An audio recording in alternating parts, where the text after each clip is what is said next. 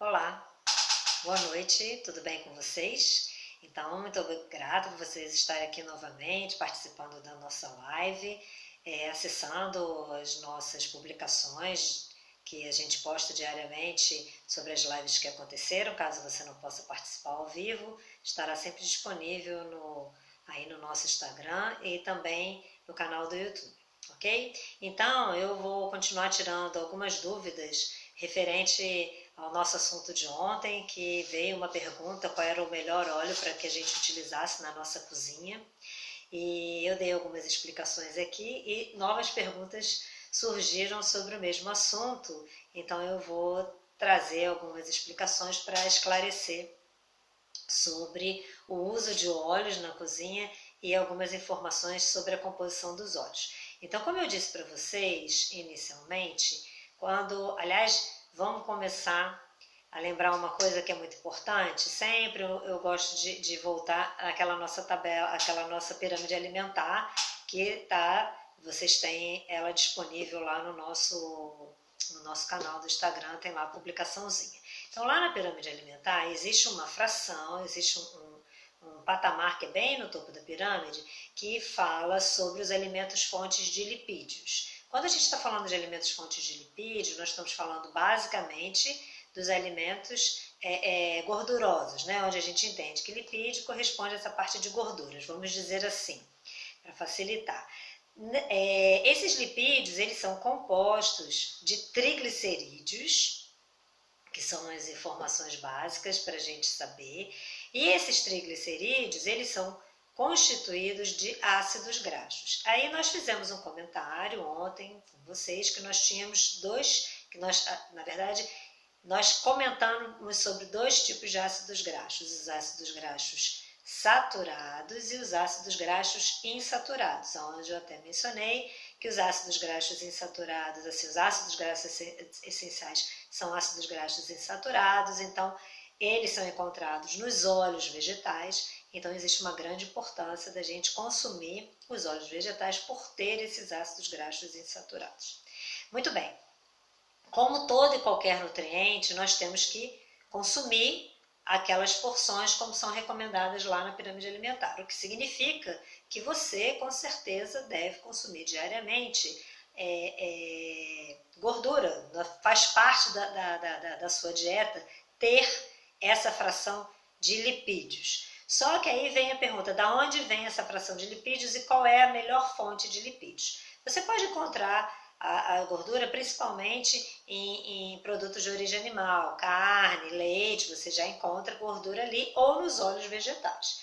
Só que existe também, nós temos, e todos conhecem, tenho certeza absoluta, as chamadas gorduras, as margarinas, essas gorduras vegetais. Essas gorduras vegetais produzidas, elas vêm de um processamento em que você usa o óleo vegetal e transforma ele numa gordura. Vocês sabem como é feito isso?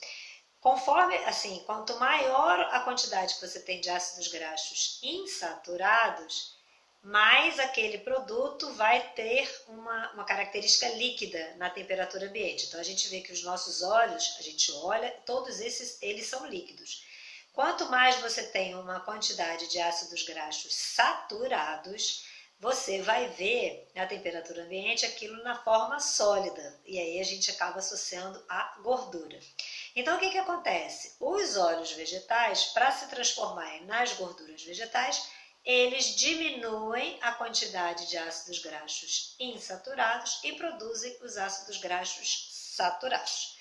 Muito bem, esse é o mecanismo. E serve para algumas coisas, tem uma série de facilidades no uso desses produtos, para dar algumas características próprias oh meu Deus, a bolo, confeitarias e tudo mais. E as pessoas usam no pão e etc e tal. Muito bem, qual é o melhor ácido? É melhor eu usar a gordura ou usar o óleo? Eu consumir ácidos graxos saturados ou insaturados? Existe um equilíbrio, sempre importante é o equilíbrio. Você sempre vai acabar consumindo os dois, porque no produto você vai acabar tendo os dois dentro da alimentação diária, etc e tal. Mas é sabido que uma série de patologias associadas às excesso de colesterol, problemas cardiovasculares e algumas outras síndromes metabólicas são associadas ao alto consumo de ácidos graxos saturados, ou seja, um alto consumo de gordura. Não quer dizer que você não pode comer a gordura. Tudo está relacionado à quantidade que a gente consome. Então, se a gente consome aquelas quantidades que estão lá na pirâmide alimentar, nas porções diárias, isso fica muito mais tranquilo. Aí vem a pergunta, bom, mas se a gordura tem mais ácidos graxos saturados e os óleos têm mais ácidos graxos insaturados, então quando eu for cozinhar, é melhor eu usar os óleos, porque eles vão ter os ácidos graxos essenciais. É verdade, você tem uma coerência nisso daí com certeza absoluta. Inclusive, nos seus preparos de bolo, você pode substituir a gordura por óleos. Às vezes, por que não substitui? Bom, porque dá uma textura diferente, mas você não é uma textura que vai modificar muito. Às vezes, dependendo, vai usar uma gordura de coco, que ela tem um aspecto positivo pelo alto teor de ácido láurico, láurico, que é um ácido graxo que se encontra no leite materno, então tem algumas características que se recomendam, então tranquilo, você pode pensar em usar a gordura de coco. E tem um detalhe interessante que você observa que dependendo da temperatura que está a gordura de coco, você vai vê-la mais como um óleo do que como gordura, então isso é uma coisa muito legal, que vocês que estão chegando agora na live, quando ela a gente for postar, vocês vão ver por que ela é líquida ou por que ela é sólida na temperatura ambiente. Então, é muito mais interessante você usar o óleo na sua cozinha do jeito que for possível. Mas, tanto para preparar os